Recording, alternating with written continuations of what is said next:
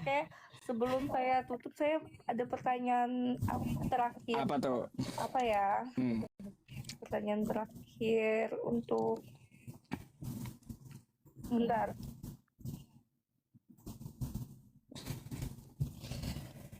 Bapak sudah pernah live sama itu Edis ya, Pak? Wah, udah sering dari dulu. Kalau dengan yang anak Batak yang pernah viral itu? Anak Batak? Ya. Nggak ada ilmunya itu, Mbak. Aduh.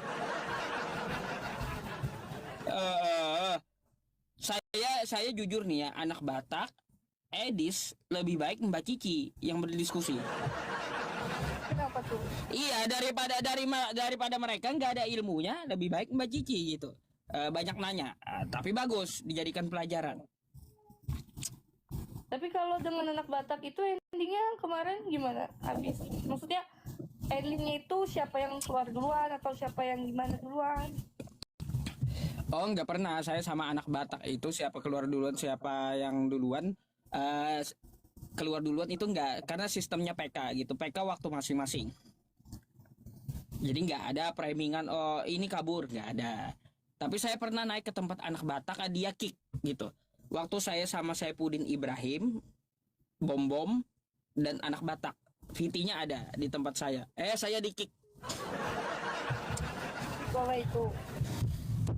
Saya nggak takut Mbak, mau 10 pendetanya pun saya jabani. Apalagi kalau cuma Edis ya, aduh nggak ada apa-apanya Edis itu.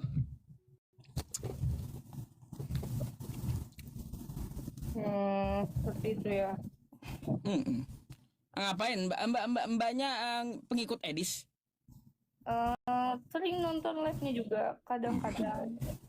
Tapi sepakat nggak dengan apa yang dikatakan Edis? Sepakat. Oh sepakat. Baik. Sepakat berarti penyalipan itu rencana iblis. Penyalipan bukan rencana iblis. Kata Edis, bentar Mbak. Ya. Bentar. Saya tampilkan dulu sama Mbaknya. Kata Edis penyalipan itu rencana iblis, Mbak. Nggak sepakat. Katanya tadi mengikuti Edis. Bukan. Kalau misalnya seperti itu bukan rencana iblis. Loh. Lalu Edis salah gitu. Nih, Mbak. Kita lihat ya. Itu memang dari iblis. Penyalipan adalah rencana Allah Bapa, bukan. Nih. Rancangan supaya Yesus disalib itu memang dari iblis. Nah. Banyak Mbak nih. Kenapa suaranya yang kedua? Jadi, menurut Edis, penyalipan itu rencana iblis. Anda sepakat? Penyalipan rencana iblis? Bukan, ya mungkin itu videonya nggak di-cut. Loh, enggak. Kalau Anda mau video lainnya, berapa kali Edis menjelaskan tuh? Tuhan Yesus adalah kehendak iblis. Nah, Penyaliban Tuhan Yesus itu kehendak iblis. Kehendak Bapa di surga adalah agar Yesus menghadapi penyaliban itu. Nih, sekali lagi. Penyaliban Tuhan Yesus adalah kehendak iblis. Iya. Iblis itu Penyaliban memang, Tuhan Yesus itu kehendak iblis. Ayo. itu memang mendorong penyalipan itu ada niat jahat, kan ada di Lukas 22 ayat 3. Lalu iblis masuk ke dalam Yudas. Terus Yohanes 13 ayat 27, sesudah Yudas menerima roti itu, iblis masuk ke dalam dia. Jadi ya, Jadi penyalipan itu rencana iblis, sepakat? tapi bukan sepenuhnya rencana iblis. Ada niat iblis seperti itu. Ada niat iblis, iya. Yang merencanakan, membisikkan rencana siapa, Mbak? Ya, karena di situ kan digoda. Yudas kan digoda sama iblis kan, yang berbentuk ular. Nih Mbak. Yuk coba Anda buka Yohanes 13 nomor 2, coba.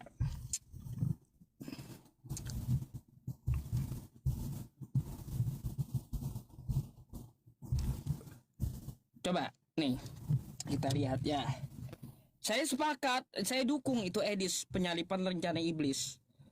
Mereka sedang makan bersama dan iblis telah membisikkan rencana dalam hati Yudas Iskariot. Jadi penyalipan rencana Dalam hati Yudas. Nih, iblis membisikkan rencana dalam hati Yudas. Jadi penyalipan itu rencana Tapi bukan punya iblis. rencana iblis. Maksudnya berniat Ini tertulis Yohanes 13 nomor 2, penyalipan rencana iblis. Ayo. Itu salah satunya. Kalau Anda nggak sepakat, ya pelajari gitu. Terus Anda sepakat nggak Yesus punya Tuhan, kata Edis? ya karena mereka Allah Bapa itu adalah satu. Enggak. Sesat Anda, kata Edis. Kalau kayak gitu. Maksudnya gini, memang ada waktu tuanya doa di Taman Getsemani. Nah itu kan ada Kehendak Bapa di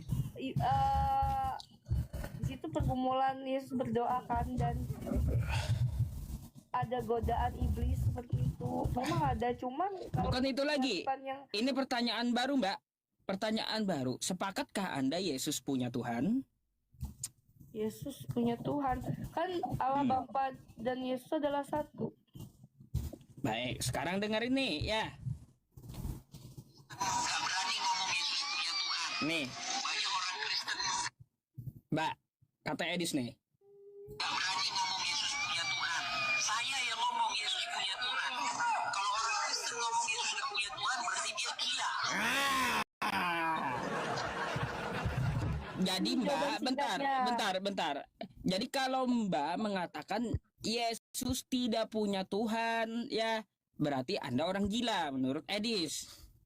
Gini jawaban singkatnya, benar Yesus menyebut Allah itu sebagai Tuhannya, tapi itu tidak berarti Yesus lebih rendah atau bukan Allah, karena mereka adalah satu. Itu. Dan Pertanyaannya gini aja, betulkah Yesus punya Tuhan? ya itu tadi jawaban singkat saya. Yesus punya Tuhan. Benar, Yesus itu menyebut Allah sebagai Tuhannya, tapi itu tidak berarti Yesus lebih rendah atau bukan Allah, karena mereka adalah satu. Baik, Yesus punya Tuhan. Terus ya terjemahan Alkitab buang ke tong sampah. Sepakat? Maksudnya? Kata Edis juga, terjemahan Alkitab tuh buang ke tong sampah. Oke, sekarang giliran saya mau bertanya. Ini yang pertanyaan saya terakhir. Pertanyaan terakhir, terguncang kan kata Edis. Makanya bahas satu saran saya, gak usah percaya sama Edis, tapi percaya dengan Yesus. Apa perkataan Yesus ya? Itu yang Anda kerjakan. Kata Yesus, sembah Allah, bukan Nah, Yesusnya jadi yang Anda pertanyaan sembah. saya, jika Al-Quran adalah firman Allah yang sempurna, final dan jelas, mengapa dalam praktik Islam diperlukan ratusan ribu hadis untuk menjelaskan ajaran seharusnya sudah jelas dari firman Allah itu sendiri? Itu saja. Ya iya, Mbak, satu ayat dari Al-Quran itu banyak penjelasannya. Itulah artinya sempurna kitabnya. Jadi karena saking sempurnanya, satu ayat aja banyak hadis yang menjelaskan. Tuh. Coba kitab yang kagak sempurna. Ya, kata si A begini, kata si B begitu. Udah imani saja, nggak ada penjelasan. Atau nggak ada sempurnanya. Gitu. Jadi karena Al-Quran itu adalah kitab yang sempurna, makanya setiap ayatnya itu banyak dari hadisnya menjelaskan dan ulama menjabarkannya. Itulah namanya kitab sempurna. Oh, ya. Satu ayat aja banyak gitu maknanya. Pertanyaan saya terakhir, apakah ada tertulis di Al-Quran bahwa Tuhannya Islam itu berada di surga gitu? Memangnya Tuhan Mbak ada di surga? Iya, karena Yesus setelah itu kan naik ke surga. Sebelum surga ada, Tuhan ada di mana? Sebelum surga ada, maksudnya gini, kan Tuhan Yesus memang disalib, setelah 3 hari dia betul-betul naik ke surga begitu.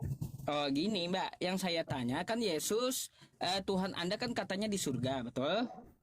Iya, Surga dengan Tuhan duluan mana? surga dengan Tuhan duluan mana? surga dengan Tuhan. Ya dari awal pun ya walaupun Tuhan turun ke dunia, surga itu juga tetap ada kasih Tuhan karena Tuhan itu Enggak, kuasa. sebelum Tuhan Anda turun ke dunia, yang saya tanya, sebelum dunia ada, Tuhan di surga. Duluan mana surga dengan Tuhan? Ya nggak ada duluan ya, sama-sama aja Tuhan duluan. Oh, sama-sama, teman-teman. Duluan Tuhan. Duluan Tuhan. Ya. Kalau duluan Tuhan, ya sebelum surga dia ciptakan, di mana Tuhan? Di mana Tuhan kalau surga belum diciptakan? Karena kan duluan Tuhan. Di mana Tuhan sebelum dia menciptakan surga? Kalau di Alkitab kan tertulis Tuhan menciptakan langit dan bumi dulu. Itu kan. Jadi kan ada Apa? Kita enggak ke penciptaan langit dan bumi. Sebelum semua langit dan bumi ada, Tuhan dan surga duluan mana? Duluan Tuhan, kata Sekarang Anda. duluan Tuhan. Sekarang sebelum dia menciptakan surga, Tuhan di mana? Ya Tuhan itu kan bukan makhluk kayak kita, makhluk ruang. Jadi dia ada di mana-mana, melampaui ruang. Ada di mana-mana. Ya maksudnya ada di mana-mana tuh bukan dalam bentuk dia banyak, cuma maksudnya tidak dibatasi oleh waktu, ruang. Iya, tahu. Kalau dia ada di mana-mana susah, Mbak. Ya, kan katanya tempatnya di surga. Surga tuh ciptaan dia. Sekarang sebelum dia ada di surga, dia ada di mana gitu. Kalau Anda katakan di mana-mana, di mana? Karena dia belum menciptakan yang lainnya. Ya karena kan Tuhan kuasa. Dia bukan seperti kita di manusia, ibaratnya nih, misalnya aku di sini, tapi misalnya seperti ini, Pak Ustadz kan lagi ada di mana nih, misalnya di Banjar nih. Nah, tapi Pak Ustadz cuma ada di Banjar aja, tapi kalau Tuhan misalnya dia ada di surga, dia juga hadir di gereja karena dia maha hadir. Gini, yang Anda ceritakan itu udah ada dunia. Yang saya pertanyakan ini belum ada dunia dan belum ada langit. Tuhan dan surga duluan mana? Duluan Tuhan, kata Anda, kan gitu. Sebelum dia menciptakan surga, Tuhan itu di mana? Belum ada langit dan bumi. Sebelum ada surga, ya itulah kataku, Tuhan ada di mana-mana. Kan dunia Nah, itu bingung kan, Mbak? gini, ada di Alkitab. Enggak. Saya enggak menanyakan tentang dunia, enggak. Yang saya tanyakan sebelum surga dunia ada, roh Tuhan itu melayang-layang, maksudnya melayang-layang dia ya gentayangan gitu. Enggak seperti itu. Gentayangan. Masa dia melayang-layang gentayangan gitu? Bukan seperti itu karena bukan kan namanya Tuhan kan kuasa, jadi dia ya ada di mana dimensi. Di mana dia melayang-layang kayak udah kayak setan aja melayang-layang, gentayangan dia. Nah jadi Tuhan itu ada karena dirinya sendiri dan dia tidak membutuhkan ruang untuk berada. Jadi tidak bergantung pada tempat sih. Tidak bergantung pada tempat. Berarti salah tuh di Bible Anda, Bapa yang di sorga. Salah. Iya. Enggak salah. Ayo. Nah kayak gimana pula? Tuhan Anda katanya tempatnya di surga, tapi kata Anda tidak tergantung oleh tempat. Mana yang betul gitu? Ya karena kan dia kuasa, dia menciptakan surga untuk orang-orang yang percaya kepadanya seperti itu. Itu Mbak, kalaunya dia bertempat, ya susah kita menjelaskan tempatnya di mana. Jadi Tuhan itu bukan di surga tempatnya. Kalau kata Anda Tuhannya itu ya ada di mana-mana, nggak pakai tempat, ya. Ini paham Islam ya teman-teman. Cuma Mbak ya, berarti salah kitab Anda tuh yang mengatakan Bapa yang di surga. Hayo. Benar kan, memang Bapa di surga karena dia kan menyediakan tempat bagi kami yang percaya. Surga itu kan tempat. Kata Anda dia tidak bertempat. Ya itu kan sebelum surga ada. Ya iya, kayak gimana?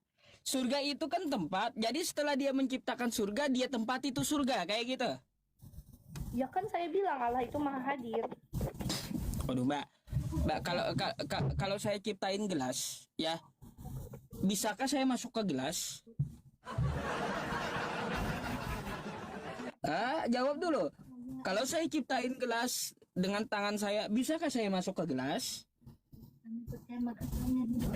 Intinya surga itu kan Tuhan ciptakan untuk orang yang percaya, jadi dia itu ada di Bingung banget. mana-mana, ada di hati saya. Bentar. Logika dulu.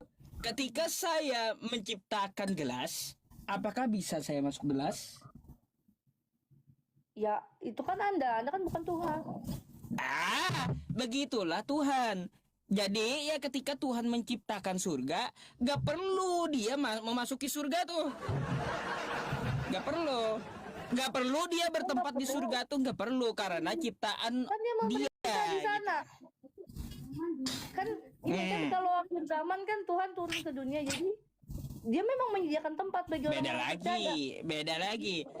Beda. Kalau saya ini tidak berbicara masalah akhir zaman, dunia atau langit, tapi masalah Tuhan gitu. Makanya saya contohkan, ya, saya lebih besar daripada gelas, kan kayak gitu, karena saya yang menciptakan gelas. Ketika saya menciptakan gelas, apakah saya masuk gelas, bertempat di gelas? Kan enggak. Padahal gelas saya ciptakan, begitu pula Tuhan. Gak perlu dia ketika menciptakan surga lalu tempatnya di surga. Karena apa? Kan di kitab Anda ya Mbak ya, Tuhan itu maha besar. Makanya kata Yesus, ya, Bapa lebih besar daripada aku. Gitu. Oke, itu menurut Anda. Jadi kesimpulannya Tuhan itu Menurut saya Yesus, tidak bukan menurut saya. Ya bisa menurut Anda. Menurut Jadi Yesus itu. Ya terserahlah bagaimana Anda bicara. Jadi menurut saya Tuhan itu tidak dibatasi ruang, waktu, dan tempat. Dia maha kuasa dan dia maha hadir. Dia di surga dan dia bukan berarti misalnya dia maha hadir itu dia meninggalkan surga, dan dia menurut saya menyediakan tempat bagi orang yang percaya kepadanya. Terima kasih, selamat malam. Ya, itu doktrin Kristen. Oke ya Mbak ya.